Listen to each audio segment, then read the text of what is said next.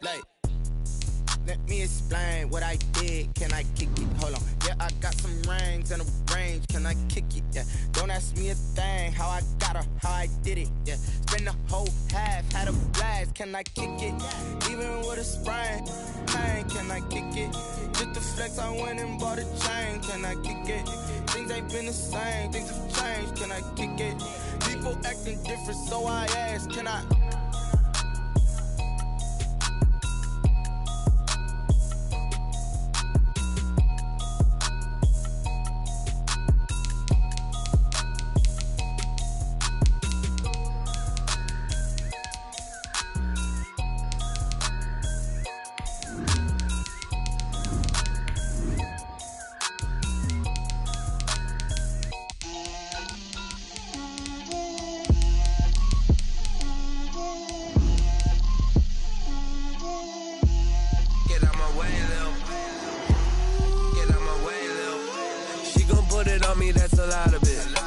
Well, the city of Seattle known for coffee, grunge music, and, of course, rain. And we're definitely going to get a heavy dose of the last of those three here tonight as you look inside a wet and wild Lumen Field. These folks love their football in Seattle. This was the scene a moment ago as the home squad came out of the tunnel, and it was just absolutely deafening in this building. They're set for football, so are we, as the Seahawks get set to match up with the Minnesota Vikings. Gets around it. And he'll wind up getting a couple extra yards here for his trouble and bringing it out of the end zone as he's down at the 27.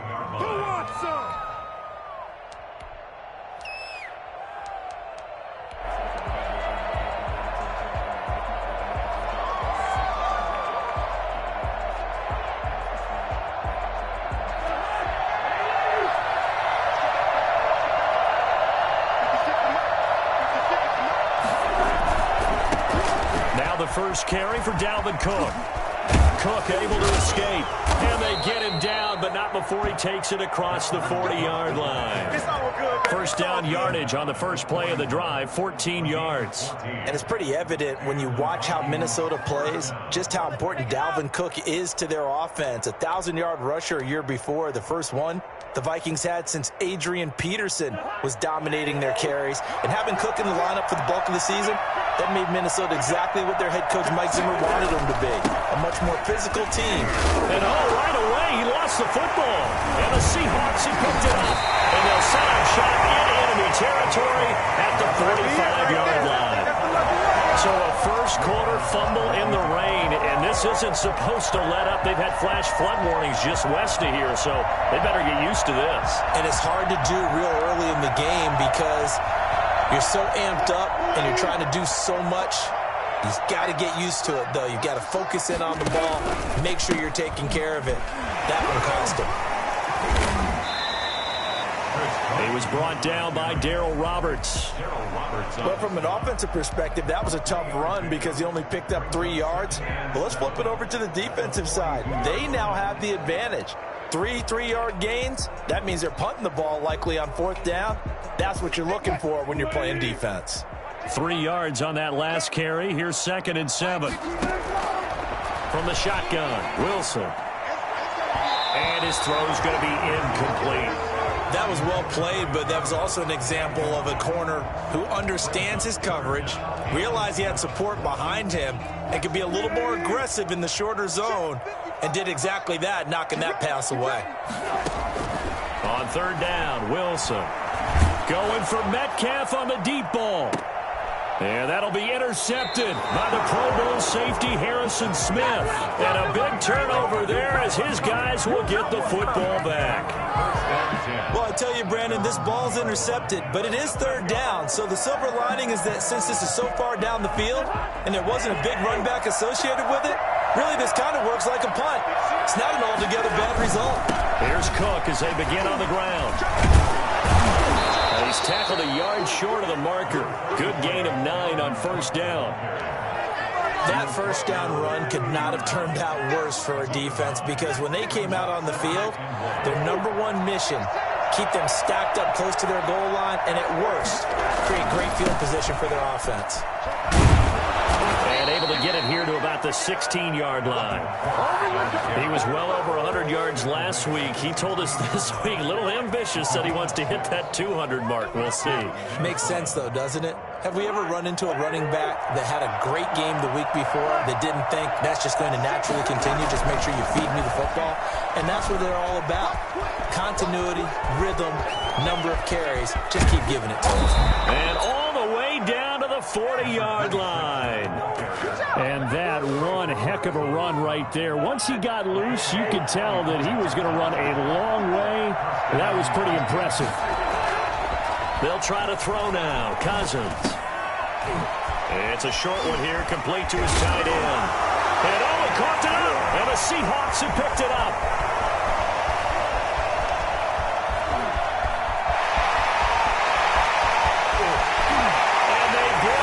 One back. It's a fumble recovery and a Seattle touchdown. And he has great speed, defensive back speed. Once he got it and took off, there was no catching it. And I know every team tells you to hustle no matter what the play, but there was no chance of catching him. Maybe if it had been a defensive tackle running with the ball, but not in this case. Michael Dixon to kick off for Seattle. So here's the kickoff now as they'll get it again following that fumble return for a score. This taken in about 4 yards deep. And not willing to risk another fumble. He'll sit on this one. It's a touchback.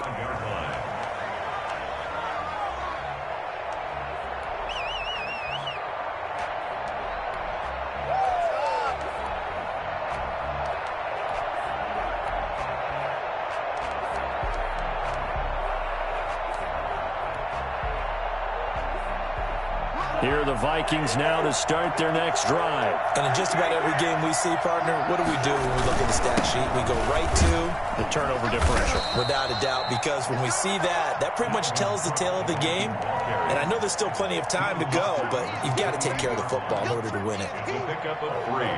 Here's 2nd and 7 now from the 28. From the gun, here's Cousins. And that's taken in. It's B.C. Johnson. And he'll be taken down, but not before they work it across midfield. 25 yards there on the catch and run. 25 yards. Well, that certainly has to feel good. It's not all the time that the play caller should get all the credit. Sometimes I think in the huddle, the quarterback just says, hey, who's going to make a play for me? I just need something right here. And the end result there, nice first down. Drive keeps moving. First down, here's the run with Cook. And he's going to get a solid gain of 9 before being brought down. 2nd and right at a yard. Well, they're making an effort to get the ground game going tonight. So far, it's working. I like what we're seeing from the offensive line. They seem to have the leverage going, and they're controlling things and reestablishing the line of scrimmage, moving that defensive front backwards. I also like what the runner's giving us, too. It appears that he's been waiting all day long to get out here. Into a double team, and it's intercepted. Picked off by Quandre Diggs. What a start defensively. Your offense goes out, gets the touchdown, and then you get the interception. Just perfect. How about the discipline that they showed on defense? Because after the offense scored to go up 7-zip, you would think they might be a little extra aggressive trying to get back at them. Instead, they read their keys well. When they took the shot downfield, they were more than prepared for that one. Now this one to his running back out of the backfield. And getting this just shy of midfield. They'll spot it at the 49. They may want to go back to that one. First play of the drive, good for 15 and a first down. At the 49-yard line.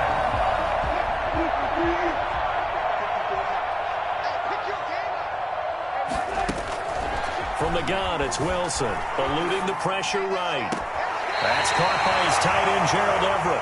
And he is out of bounds inside the 35. And they get 17 more on that one and another first down. First and 10. Back-to-back good plays have them on the move on first down. Out of the gun, here's Wilson.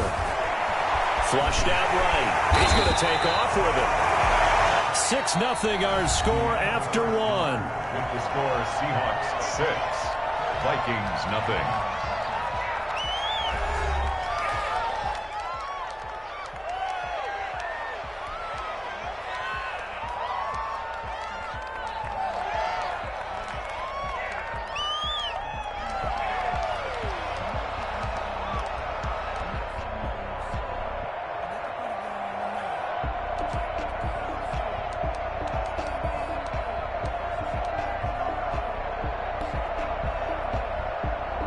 Only needing 2 yards on second down.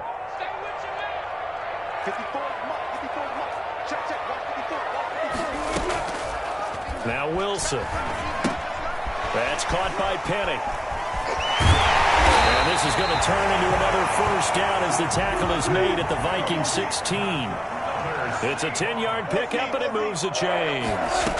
Well, they've certainly done a nice job spreading the ball around on this drive. This time he gets it out to his back. And he is in for the Seattle touchdown.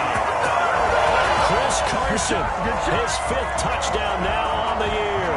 And the Seahawks add on to their lead. I think it's fair to say there's nothing that gets a crowd to its feet quite like a big play, and that was something special there. Boy, was he moving. And first and foremost, this is all about vision. He can see the play developing right in front of him. And once he's past the line of scrimmage and got a full head of steam behind him, he's just going to keep right on going. Set now to kick this one away, and off it goes. Taking it about the 1. And he loses the football a second time. Touchdown, Seahawks. I'm glad we were paying attention during the rules seminar because we learned the only time you can't advance a fumble like that is in the last 2 minutes of either half. Right. Other than that, if that ball's out, whether forward or backwards, it's live and free for anybody. No doubt about it. When you say free, that means he's got free reign to pick it up and go. And that's exactly what happened there. Took it in for a touchdown. And you can bet they're preaching 2 hands on the ball here as the kick's away following that fumble return. Taking it about the 1. And a nice return sets him up pretty good here right at the 30-yard line. At their own 30-yard line.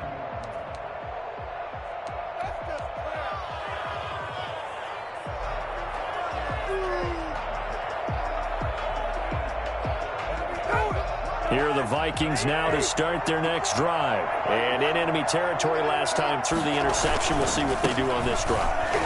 Can't wait to see how it alters what they decide to do in play calling.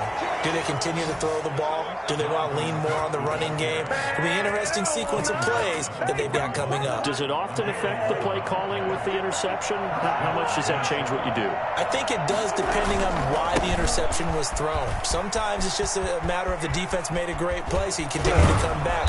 But if it's on you, if the offense just doesn't have the confidence, if they're a little bit shaky, maybe try and take the pressure off and run the ball a little bit. Good yardage as he rumbles for 24 and a first. This offense finding its legs now. Here's another 1st and 10.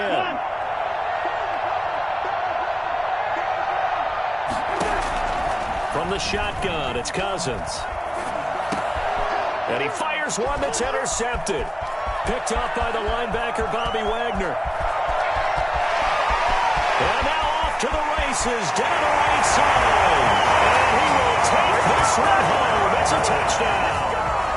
So this defense doubling its pleasure there. Remember, they had the fumble return for a score earlier in the game, and now this time an interception return for another score. Now Myers for the extra point.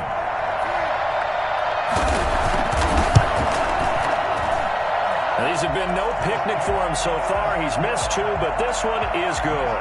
Seahawks 26, Vikings nothing. So they'll get another shot on offense following that pick 6. And now the kick is away. This will be fielded inside the 5. And good starting field position. He'll get this one all the way up to about the 35-yard line. 35-yard line. Here are the Vikings now to start their next drive. And following the pick 6, and they had decent field position in throwing that pick 6. We'll see how they attack this drive. And I think all you say to your guy is, listen, let's just take care of the football a little bit better. Make some better decisions on this drive, and they'll probably help him a little bit with maybe some really high percentage throws early to let him get settled back in. But they told him, and they told us, they've got confidence. That's not a problem. Yeah, not a problem at all. They just want to make sure they get things settled down a little bit for their offense and give their defense a little bit of a chance to rest. It's a pickup of 4, and it'll bring up second down.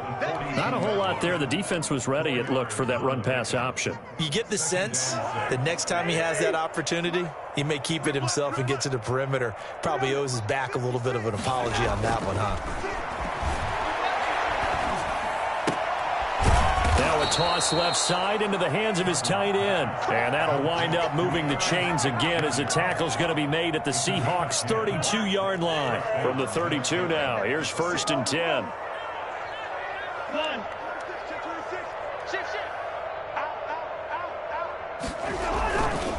Cousins gives way to Cook. And he stopped immediately there. No gain on the play there. 2nd down. I would think as a play call, you want to look for some quick hitters to your tight end. Any type of a route to replace where that linebacker was. Because when you saw the speed with which he reacted and stuffed that play, maybe use that speed against him in the future.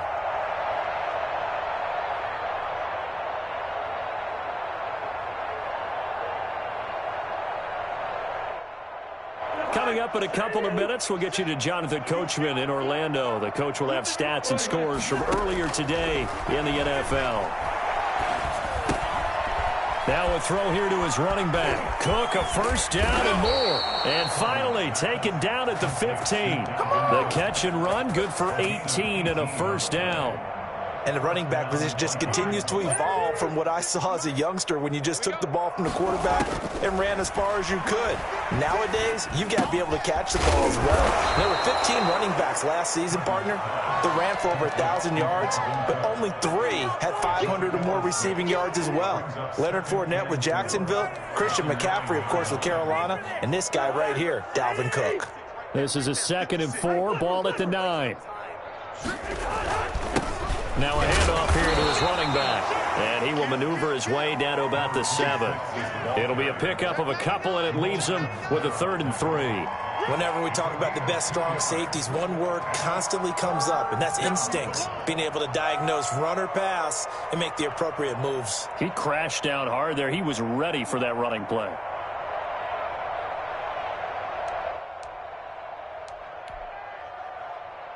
Seventh play of the drive now as they come up on a 3rd and 3.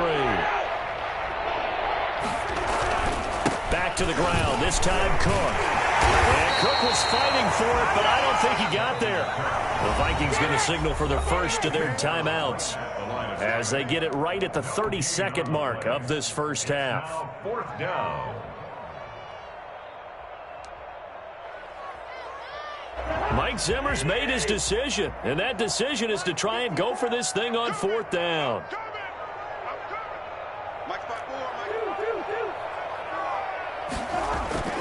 To throw, Cousins.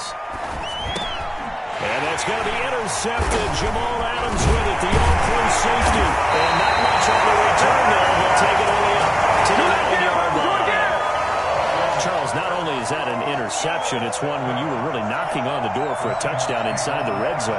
You're actually thinking points. No matter what, at worst, you're thinking kicking a field goal and getting 3. We might look back on this in the second half and say, you remember when they didn't get points on that drive? This could cost them. Coming to the line here to begin their next drive, the Seahawks offense. You're under 30 seconds to go. Field position not great.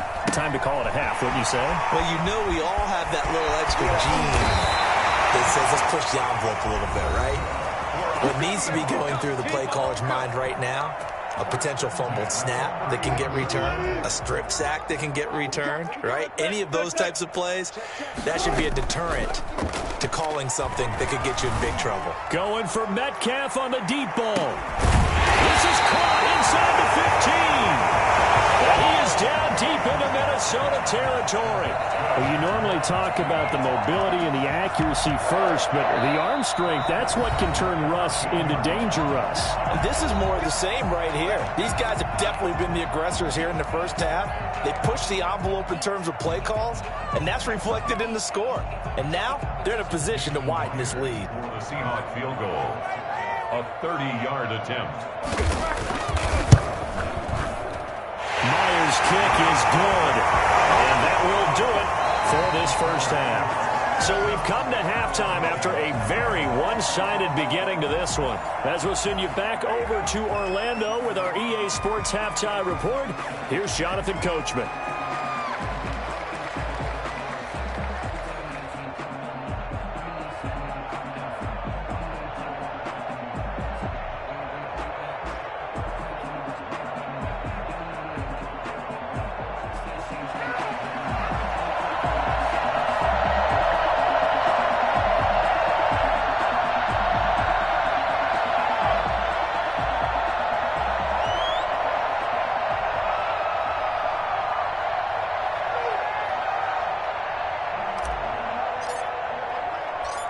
Forecast calling for more of the same. The rain set to continue as we are underway in the second half. That'll be taken about a yard deep.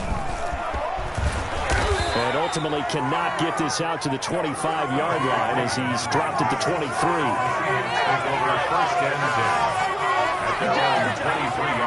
Here's the Seattle offense ready to get this drive underway. They built a good first-half lead. Now they have a chance to add on to it. And what I'm thinking is that the offensive staff spent the entire halftime just working with them on, here's what we think they're going to do to attack us in the second half. Nice first half that we've had, guys, but be prepared for some change-ups.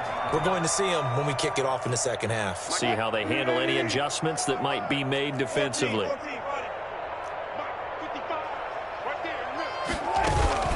Now on 2nd and 16, Wilson. That's complete to the tight end, Everett. And way up past the 35 before he's taken down. That one a gain of 20 and a first down. Well, I certainly don't want to pile on, but this defense has just not been up to the challenge in this game, and this continues as we see here. Coverage, not been very good, soft in spots. There's an easy throw and catch for another first down. Oh, a scrap for the football, and he's going to come down with it. That'll be marked as a 27-yard pickup. And if anyone thinks they're just going to tuck their horns in and pull back off the throttle a little bit, you can forget it. Even with this big third-quarter lead, I think this team's going to continue to take their shots downfield, and there's another completion. So 1st and 10, and if they score on this drive, might have to start digging in our second-half blowout material. Now left side on the swing pass. And he's got this down almost to the 20 before he's dropped. Another nice gain, 13 yards that time, and another first down. This is Carson. And he'll be taken down near the 20 at the 21. Making the stop there, Danielle Hunter. In the first half, he was held in check on the ground, but despite that lack of production, they still have the lead. Yeah, and they've got to feel fortunate about that. If they could actually get production from their lead horse, that would help open up this offense and widen this margin, too. On 2nd and 9, Wilson. This one into the hands of Metcalf. That catch good for 5. It's 3rd down. What a great rookie campaign in 2019 for DK Metcalf, who came in with high expectations, was actually upset that he went in the 2nd round, not the 1st round, but quickly proved everyone wrong who didn't take him prior. 900 yards receiving, 7 touchdowns, and looks exactly like a Seattle Seahawks receiver is supposed to look. Big, strong, physical, and catches all the contested passes downfield. That's complete into the hands of Carson. And the Seahawks are going to have 1st and goal as they try to finish off this drive with 6 points. They're able to convert on 3rd down, and that sets up a 1st and goal.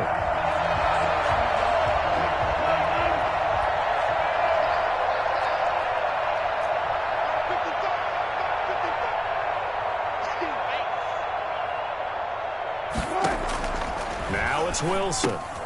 Here's Carson with a catch out of the backfield. And they'll be driven back here, losing yardage to the 10-yard line. It'll go as a loss on the play, not what you need down here. It's going to be 2nd and goal. The 10-yard line. Moved back to the 10. They'll try on 2nd and goal here.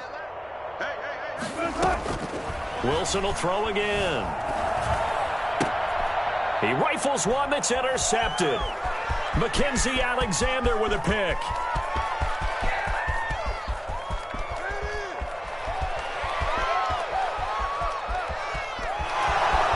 And he will take this one home. It's a touchdown.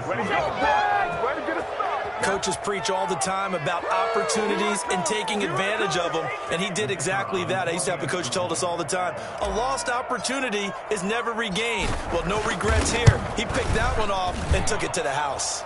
And that'll cut the lead down to 22. It's the score, Seahawks 29, Vikings 7.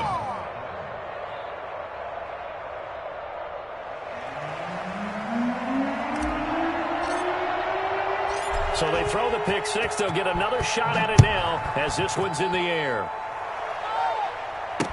Takes this about 5 yards deep. And he'll be stopped right around where he would have been had he gone down to a knee, maybe a yard shy of there at the 24.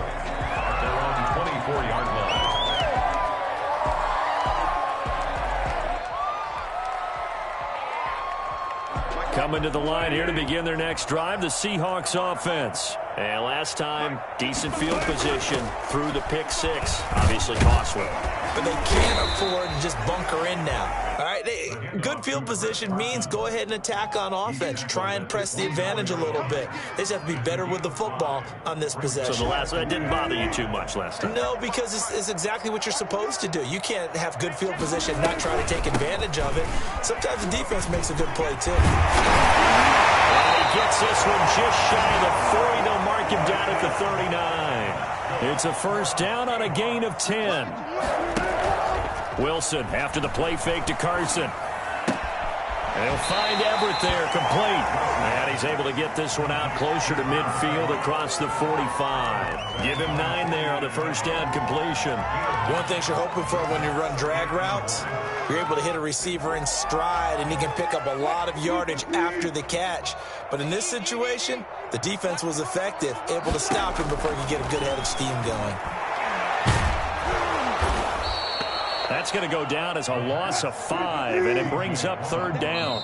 Now whistles come in. We're going to get a timeout here by the offense. And that's going to leave him with just one timeout remaining still in the third quarter. We'll see if that comes back to haunt him. We'll be back.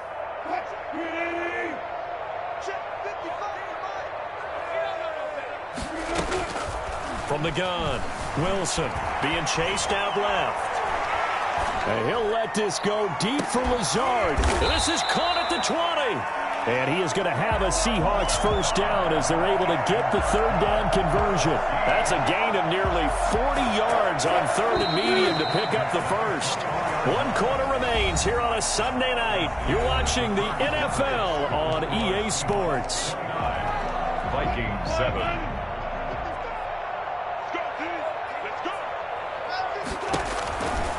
They'll run on first down. Carson, and not much to speak of there. Maybe a yard down to the 20.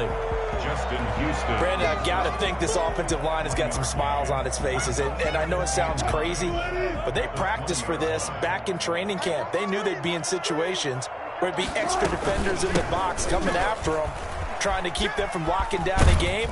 Right now, they want to show the world they're up to the challenge. Starting to look like this drive, it may be the final nail in the coffin. Well, this is why you work out so hard, right? This is why you spend all that time in the offseason. This is why you have those OTAs and mini camps for these situations, these scenarios, to run someone into the... And Wilson's going to be intercepted a third time. Able to get there and pick it past the 10 to the 11-yard line, and that's where the return stops. So they get the takeaway, but that's just step one. They still have a lot of work to do. But they don't want to focus on that now. Now it's about getting the ball in the end zone and hoping they can take it away again. Yeah, still a 3-score game, though, fourth quarter.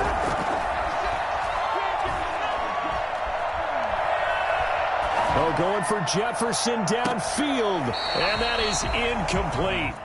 Took a shot there on first down, but he couldn't reel it in. They'll probably spend a little extra time dissecting the game film after this one. I think the part of their plan was to hit them over the top with the deep ball. They've been unsuccessful all night. Throwing again, Cousins on 2nd and 10. Lets it fly for Thielen. Well, this is taken in. It's complete. And he's brought down after a very nice gain.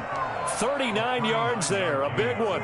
So the line of scrimmage all the way up to midfield now as they've got it 1st and 10.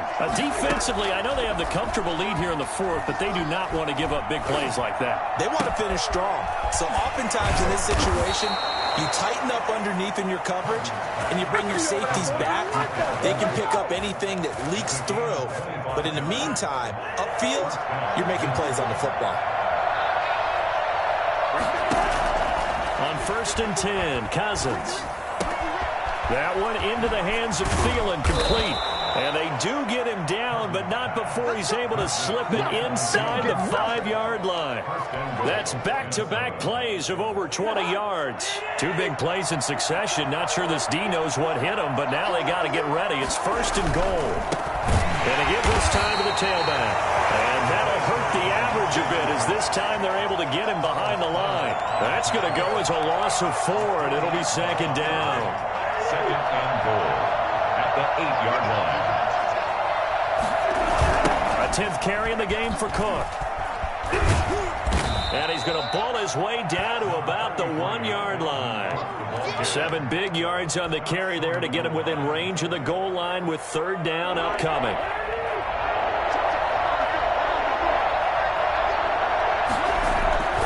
They'll run for it with Cook. Well, they hit him in the backfield, and he will not escape. And that is not going to get it done. He'll wind up losing a yard on the play, and that will bring up an interesting decision here on 4th and goal.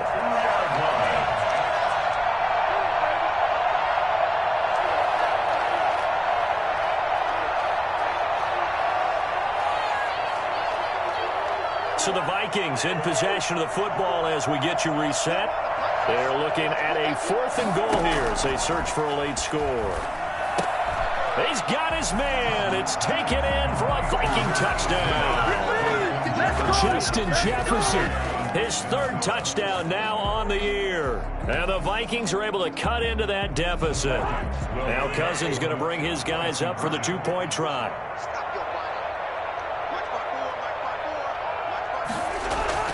Throwing. Cousins hammering for the goal line. He loses the football. And the Seahawks have picked it up. And now look at him go. Actually called due to the fumble, but people can't see this.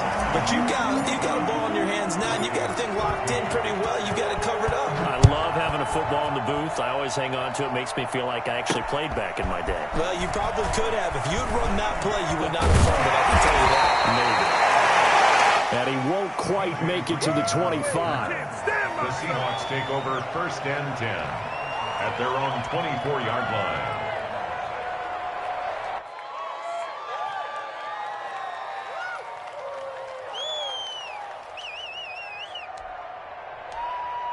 Here's the Seattle offense ready to get this drive underway. And a few kneel downs should just about do it. Now, defensively, they do have all 3 timeouts, but very little reason to use them at this point. Right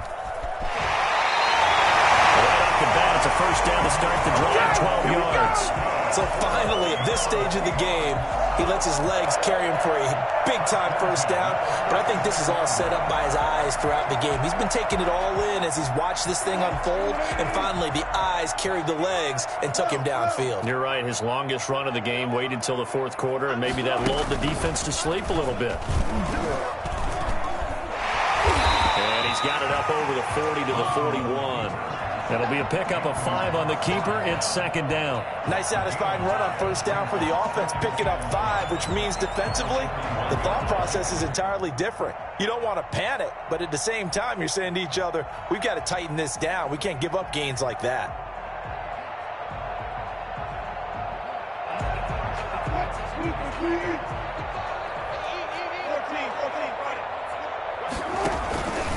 On 2nd down now, it's Carson.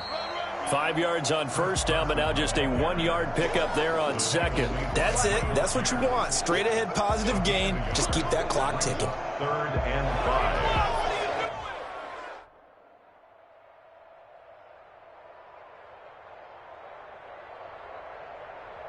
5. An extra defender in the secondary for the Vikings here on 3rd down. Well, they'll run it here on the jet sweep. And he will have the 1st down as he's brought down up near midfield. Give him 7 yards on the play as they do pick up the 3rd down conversion.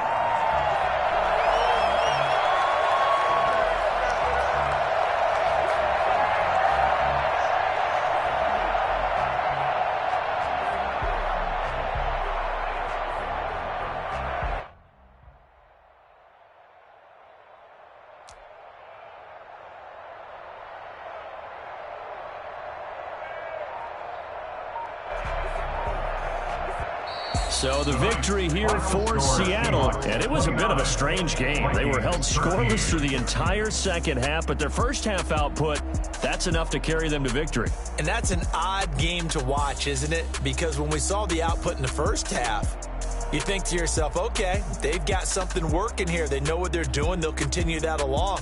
But instead, it's goose eggs in the 2nd half. Fortunately, enough of a cushion and enough defense to carry them home. So for the Seahawks, they move back over 500 at 3-2 now on the year. And they'll be able to enjoy this one through the bye week before they get back at it again. Meanwhile, for the Vikings, they drop below 500 to 2-3 with a loss. And they'll be at home for one next week as the Atlanta Falcons come to town. Thanks for tuning in, everybody. Alongside Charles Davis, we thank our entire crew. I'm Brandon Gaudin. This is the NFL on EA Sports.